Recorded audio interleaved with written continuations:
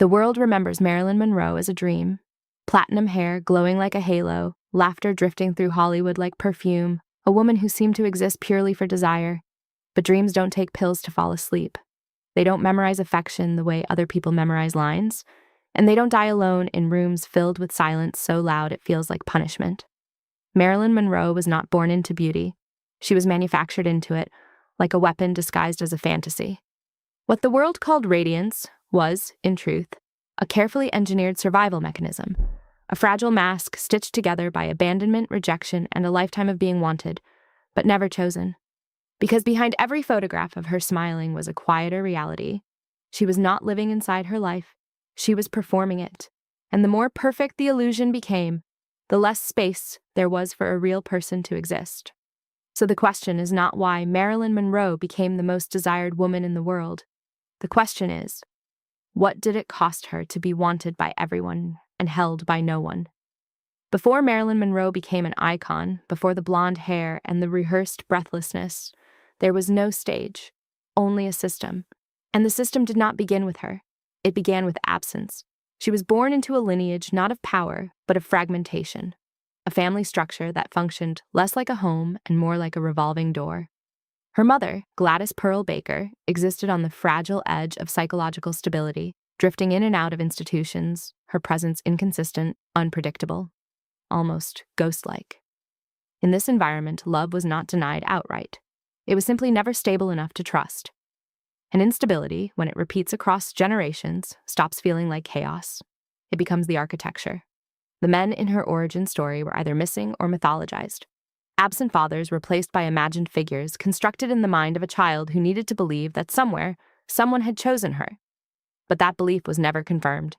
It remained a question mark stretched across her entire identity.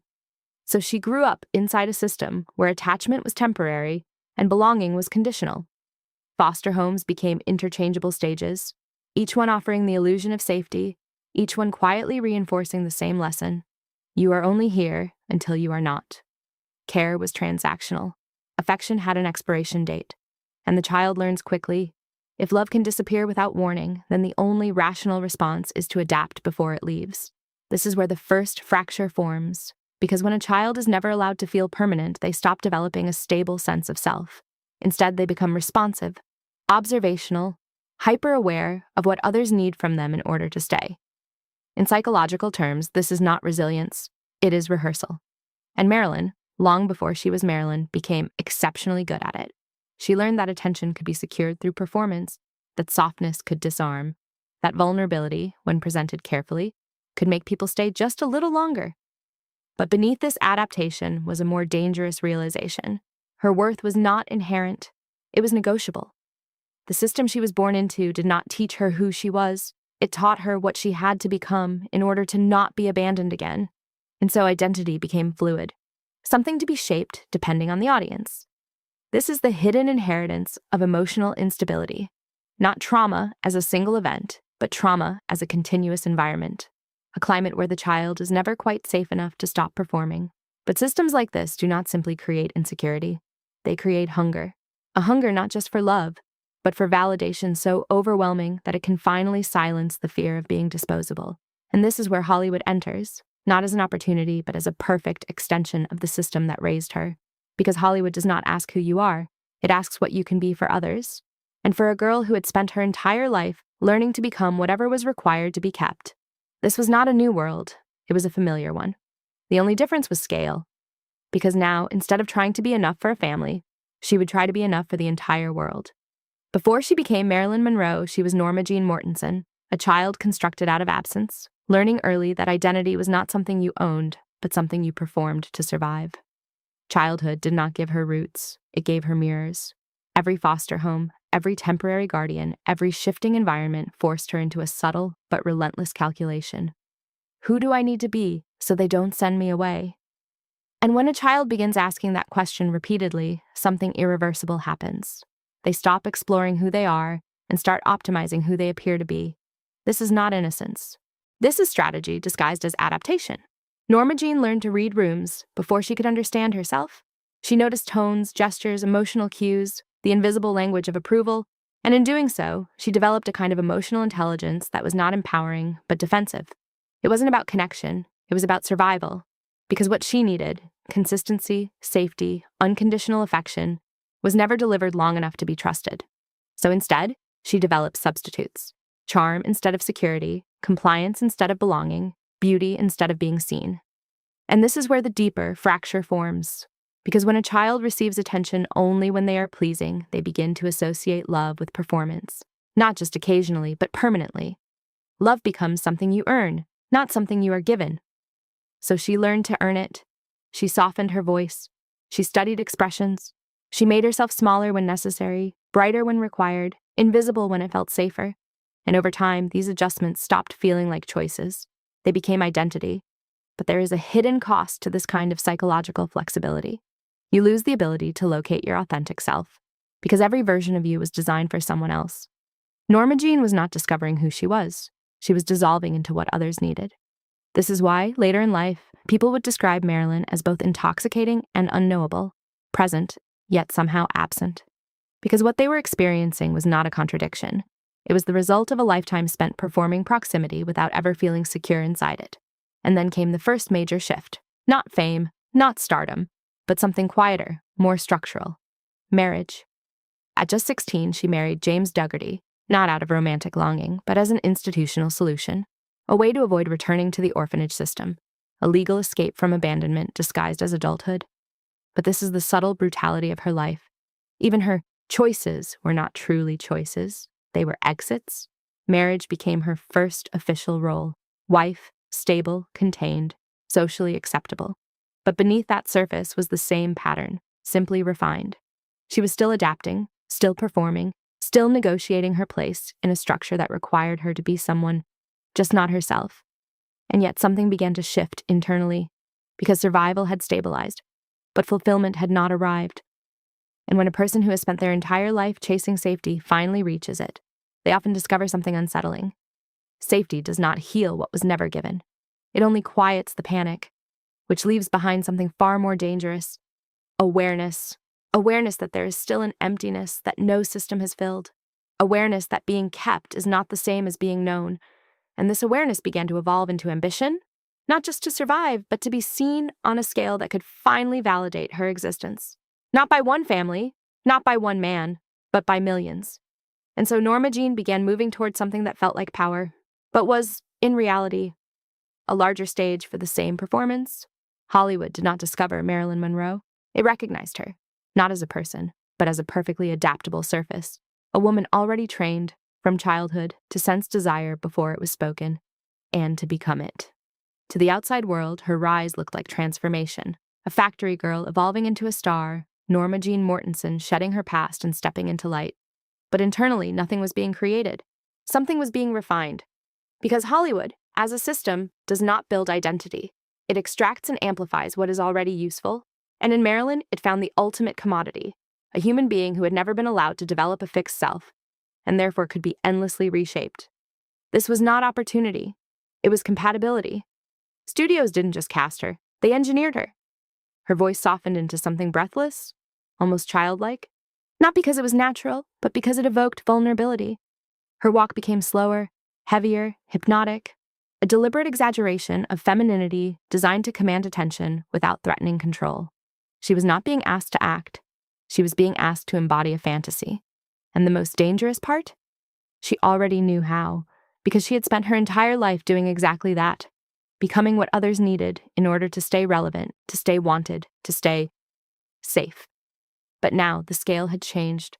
What was once a survival mechanism inside foster homes became a global persona. Marilyn Monroe, a name that sounded less like a person and more like a product, a symbol, a promise. And with that name came a contract, not just legal, but psychological. She would be adored, but only as long as she remained the illusion. This is where the trap tightens. Because fame, for someone like Marilyn, does not feel like expansion. It feels like confirmation. Confirmation that the performance works, that the mask is lovable, that the version of her designed for others is, in fact, more valuable than anything authentic she might have been. And so she leaned into it, not out of vanity, but out of necessity. Because if the world loved Marilyn, Then maybe, indirectly, it meant she was finally worthy of being loved. But this is the paradox at the center of her life. The more successful the persona became, the more irrelevant the person underneath felt. Every photo shoot, every film, every carefully constructed appearance reinforced the same silent message. This is who they want. Stay here. And staying there required sacrifice. Not just of privacy, but of emotional truth. She could not be complex. She could not be contradictory. She could not be difficult, intellectual, uncertain, wounded, because the illusion had rules, and those rules demanded consistency. So she simplified herself, reduced herself, performed a version of femininity so distilled it bordered on caricature, and the world responded exactly as the system intended, with obsession. But obsession is not intimacy, it is consumption. And Marilyn was being consumed, visually, emotionally, symbolically, by millions who believed they were seeing her, when in reality they were seeing a projection carefully constructed to meet their expectations. This is what made the trap so effective. It didn't feel like imprisonment. It felt like success. She was no longer invisible. She was everywhere. But in being everywhere, she lost the ability to be anywhere real. And beneath the glamour, beneath the applause, beneath the myth that she had finally made it, something quieter began to form, a fracture between the role and the self, between who she was expected to be, and the parts of her that had never been allowed to exist. And fractures like that don't stay hidden forever. They wait, they expand, they demand recognition. Because eventually, even the most perfect illusion begins to resist the person trapped inside it. And when that resistance surfaces, it doesn't look like rebellion. It looks like instability. By the time Marilyn Monroe reached the peak of her fame, the illusion was no longer fragile. It was institutionalized. She was not just a woman admired. She was a cultural architecture, a living monument to desire. The world didn't simply watch her. It organized itself around her image. Studios invested in her, magazines depended on her, audiences projected onto her. She became less of a person and more of a collective agreement. This is what beauty looks like. This is what femininity should feel like. And within that agreement, she was untouchable, but only from the outside. Because inside the illusion, she was becoming increasingly invisible. Every smile she gave the camera was perfectly calibrated. Teeth, timing, softness, a subtle vulnerability embedded just enough to trigger protection. It looked effortless, almost naive. But nothing about it was natural. It was a language she had mastered, a performance so precise that it erased the line between authenticity and design. And the more convincing it became, the more dangerous it was. Because people no longer questioned it. They believed it. Men didn't fall in love with her. They fell in love with what she represented. Women didn't just admire her. They measured themselves against her. The public didn't see a human being navigating complexity. They saw a symbol of effortless perfection. And symbols do not get to break. They do not get to contradict themselves. They do not get to ask for help. This is the hidden violence of idealization. It removes your right to be human. Marilyn's life during this phase looked, from every measurable angle, like success. Film roles, magazine covers, global recognition. She had achieved the ultimate cultural position. She was wanted everywhere, discussed constantly, desired endlessly. But desire, when it is not anchored in understanding, becomes hollow. Because to be desired for what you appear to be is not the same as being valued for who you are. And Marilyn felt that distinction with increasing clarity. This is where the cracks begin. Not in public scandals or visible breakdowns, but in quieter, more internal fractures. A growing dissonance between the image she maintained and the identity she could not access. She began to sense that the more the world loved Marilyn, the less anyone was capable of loving Norma Jean. And that realization carries a specific kind of psychological weight, because it forces a question that has no satisfying answer. If they knew who I really was, would they still stay? But there was no space to test that question. The system did not allow deviation. Contracts, expectations, public demand, they all functioned as invisible restraints. Her value depended on consistency, on delivering the same emotional experience repeatedly without disruption. So even as the internal pressure built, the external image remained flawless. This is the paradox of her illusion. It didn't collapse under failure. It intensified under success. Her performances became more iconic, her image more refined, her presence more magnetic. But internally, something was beginning to erode. Because maintaining an illusion of perfection requires constant emotional labor, the suppression of doubt, the containment of pain, the editing of every spontaneous impulse that might contradict the role. And over time, that kind of suppression doesn't disappear. It accumulates. It turns inward. It begins to reshape how a person experiences themselves, not as a stable identity, but as a series of roles they can never fully step out of. Marilyn was no longer just performing for the world. She was performing inside her own mind, and the more she succeeded, the harder it became to remember what existed beneath the performance. This is where the illusion reaches its most dangerous stage, when even the person inside it begins to believe that stepping outside of it would mean losing everything.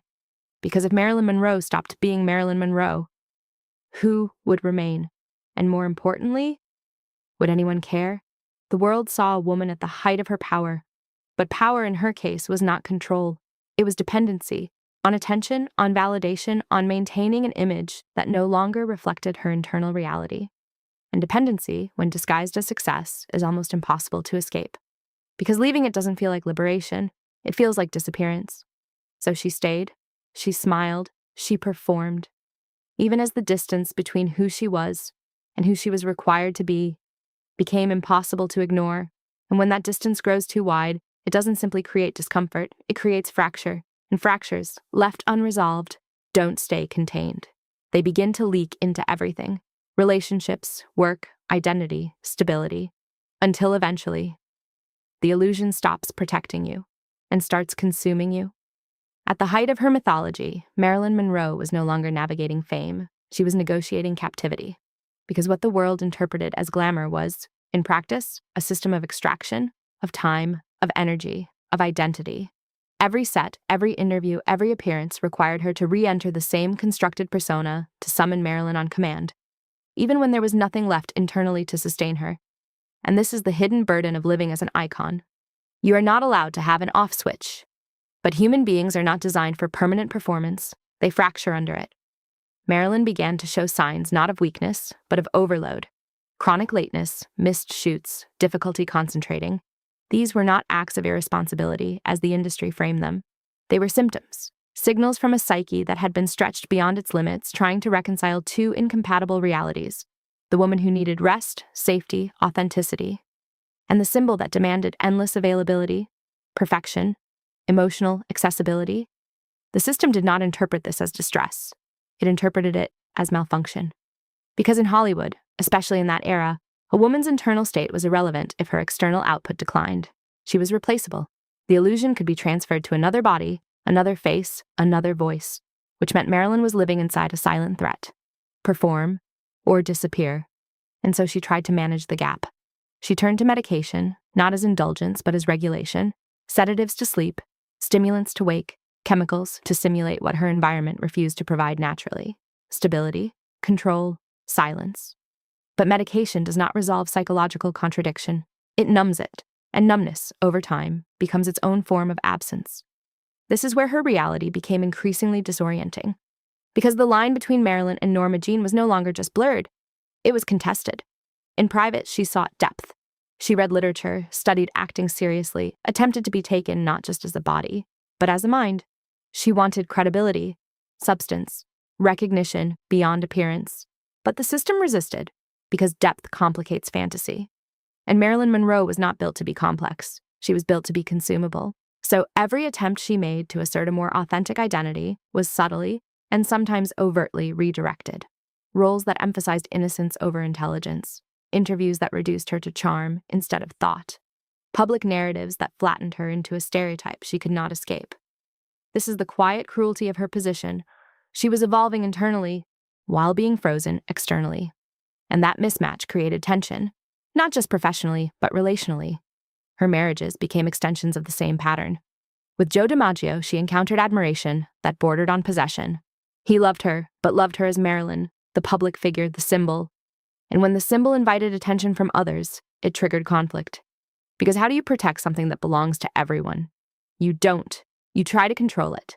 And control, when applied to someone already struggling with identity, does not create safety. It creates suffocation. With Arthur Miller, the dynamic shifted, but the outcome remained similar. Here, she sought intellectual validation, a connection that acknowledged her inner world. For a moment, it seemed possible that she could be seen not just as an image, but as a person capable of thought, of depth, of contradiction. But even in that space, the imbalance persisted. Because when someone spends their entire life performing for love, they often choose partners who, consciously or not, benefit from that performance. And over time, the relationship begins to mirror the original wound. She gives, she adapts, she tries to become enough. And quietly, she fears that without the performance, she will be abandoned again. This is the emotional loop she could not escape. Not because she lacked awareness, but because the system around her reinforced it at every level. Professionally, personally, publicly. Every structure she existed within rewarded her for being Marilyn, and left no space for Norma Jean to survive, so the internal conflict intensified. She was no longer just tired, she was divided. A woman trying to access her own humanity while being continuously pulled back into a role that denied it. And division, when sustained long enough, does not remain stable. It escalates. Because eventually the mind begins to reject the conditions it cannot reconcile. And when that rejection surfaces, it doesn't ask politely. It disrupts. It destabilizes. It forces a confrontation between illusion and reality that can no longer be postponed. For Marilyn, that confrontation was no longer approaching. It had already begun. And there was no version of her life where both identities could survive intact. Something, or someone, would have to collapse. There is a moment in the life of Marilyn Monroe when the illusion stops behaving like protection and starts behaving like pressure. Not sudden, not loud, but irreversible. Because collapse in a life built on performance does not arrive as a single event. It arrives as accumulation, years of emotional contradiction, finally finding a breaking point where the mind can no longer translate pain into function. By this stage, Marilyn was no longer simply exhausted. She was structurally unstable. Every demand from the outside world, every shoot, every expectation, every appearance, was like pulling tension on a thread that had already been stretched far beyond its capacity. And yet the system around her did not soften. It tightened. Studios expected consistency. Public expected perfection. Contracts expected compliance. There was no category for human limitation in the architecture she was trapped inside. Only performance, or failure. And failure, in her world, did not mean rest. It meant replacement. This is where psychological pressure becomes existential pressure. Because when your identity is your job, and your job is your identity, then any inability to perform does not feel like burnout. It feels like disappearance. And Marilyn had spent her entire life avoiding disappearance. So she continued. Even as her internal world fractured further, even as the boundary between Marilyn and Norma Jean became not just blurred, but hostile. Two selves pulling in opposite directions inside the same body. One demanded light, attention, perfection. The other demanded silence, truth, relief. Neither could win, but neither could leave. This is what collapse looks like when it is delayed too long. The self stops negotiating and starts fragmenting. Professionally, this began to manifest as unpredictability. Missed schedules, delays, emotional volatility that the industry interpreted not as distress but as difficulty. In a system built on efficiency, suffering is rarely recognized. It is categorized as inconvenience, and inconvenience is punished. She became labeled as unreliable, as problematic, as too much work. The same system that had elevated her now quietly repositioned her as liability. This is the brutal irony of fame. You are celebrated for the same traits you are later condemned for when they become inconvenient. But internally, none of this was ego or rebellion. It was exhaustion breaking through containment, a psyche attempting, in fragmented ways, to reclaim agency over a life that had become externally owned. There were moments where Marilyn attempted to assert control, not through chaos, but through refusal to disappear quietly. She sought better conditions, more respect, more seriousness in how she was treated as an artist. She wanted to be taken as a mind, not just a body. But systems do not reform under pressure from the very people they depend on for profit. They resist. And resistance, when it comes from a single individual inside a massive machine, often feels like isolation, not empowerment. This is where emotional collapse deepens. Because isolation inside visibility is a uniquely violent condition. You are surrounded by attention, yet starved of understanding. Surrounded by admiration, yet deprived of recognition as a full human being. And over time, the psyche begins to adapt in darker ways. Not by healing, but by retreating.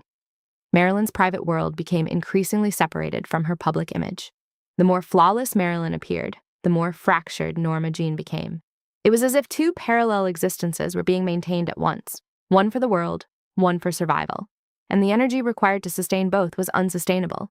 This is the point where coping mechanisms stop functioning as support and begin functioning as escape. Sleep becomes irregular, emotions become harder to regulate, reality itself begins to feel less stable, less anchored. Because when a person spends their life performing emotional states they do not genuinely feel, the mind eventually loses trust in its own signals. What is real? What is performance? Where does one end and the other begin? For Marilyn, these questions were no longer philosophical. They were physiological. Her environment offered no stabilization. Relationships were strained, professional expectations unrelenting, public scrutiny constant. Even moments of intimacy carried the weight of projection, people loving her not for her inner world, but for the version of her they needed her to be. And so the internal pressure had nowhere to discharge. It simply built, quietly, continuously, until the psyche, like any system under sustained overload, begins to fail in small ways before it fails completely. Memory gaps, emotional detachment, periods of disorientation, a growing sense that she was observing her own life from a distance, as if she were no longer fully inside it.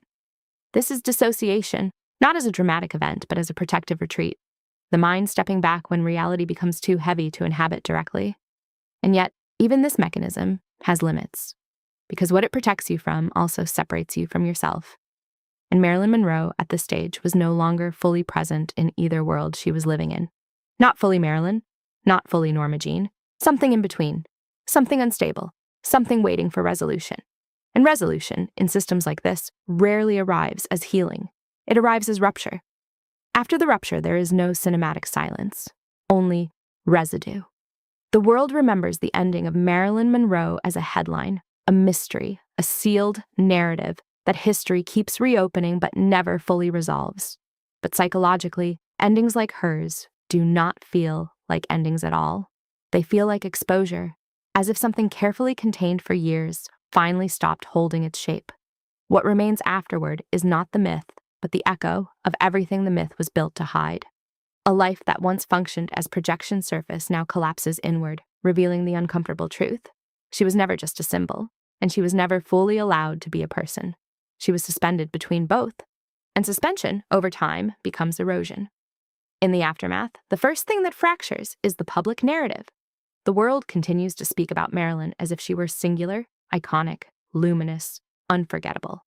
But this language belongs to the illusion, not the aftermath, because the reality she lived internally was not one of permanence, but fragmentation. She did not experience herself as a unified identity in the end.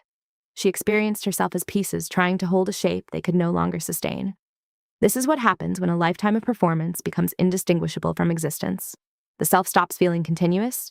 Instead, it becomes situational. One version for cameras, one version for intimacy, one version for solitude. None of them fully anchored. And after collapse, there is no system left to hold those versions together. So they scatter. Psychologically, what remains is not absence, but disorganization.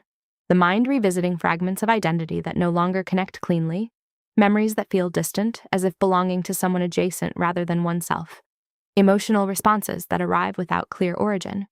For someone like Marilyn, whose entire life was built around adapting to external perception, the loss of that external structure does not create freedom. It creates disorientation, because even though the system was oppressive, it was also organizing. It told her who to be, when to appear, how to function. Once removed, the internal world is left without scaffolding, and what replaces scaffolding is not peace. It is exposure to everything that was held back. Grief, unprocessed for years, does not arrive gently. It accumulates in waves, grief for childhood instability, for relationships that required performance, for a self that was never allowed to fully develop outside of expectation. But even grief is complicated here, because there was never a stable self to grieve in the first place. Only versions, only roles, only adaptations. And so the aftermath becomes a paradox. She is mourned by the world as a completed story, while internally there was never a sense of completion to begin with. This is the hidden tragedy of lives lived in extreme visibility. The public believes it knows the arc, rise, fame, collapse, legacy. But psychological reality does not follow narrative structure. It follows fragmentation, repetition, unresolved emotional loops that do not conclude neatly. And Marilyn Monroe's internal reality was not a story that ended. It was a system that stopped being sustainable. Even in absence, her image continued to function in the cultural imagination. But images do not carry suffering. They do not carry contradiction. They do not carry the exhaustion of maintaining them. Only the person does. And when the person is gone, the system continues to operate without acknowledging what it consumed. This is where the most uncomfortable truth emerges. Her life did not end because she was no longer relevant. Her life ended at the intersection of maximum relevance and minimum self-preservation, where the demand to remain Marilyn Monroe had exceeded the capacity of Norma Jean to survive inside it. And what remains after such a life is not resolution. It is recognition of imbalance, a recognition that what the world called success was structurally dependent on a human being remaining emotionally unprotected.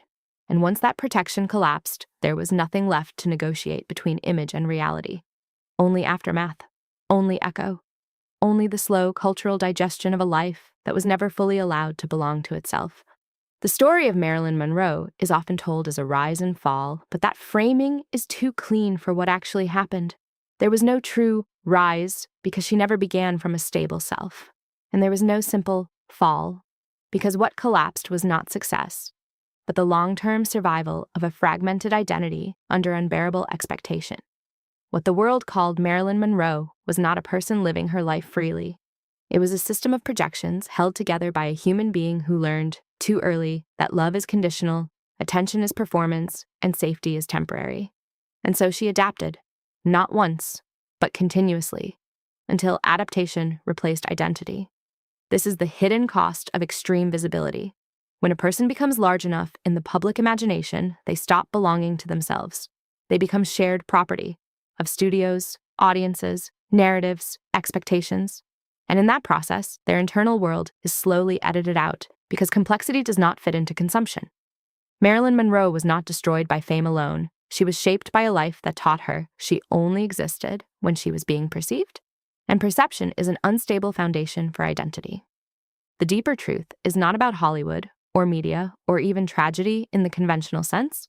It is about a psychological contract that formed early and never dissolved. I am valuable when I'm wanted. I disappear when I'm not. From that belief, everything else becomes logical. The performance, the perfection, the exhaustion, the fragmentation. Because when existence depends on being desired, the self becomes endlessly negotiable and eventually unsustainable. What remains after her is not just an icon. It is a warning embedded inside a myth that a life can be admired by millions and still remain emotionally unheld, and that perhaps the most devastating form of isolation is not invisibility, but being seen so intensely as something you are not, that there is no room left for who you actually are. In the end, Marilyn Monroe was not simply a star who faded. She was a human being who was never fully allowed to exist outside the roles assigned to her, and the silence she left behind is not emptiness. It is the echo of a question that never found a safe place to be answered. What happens to a person when the world loves their image more than their reality?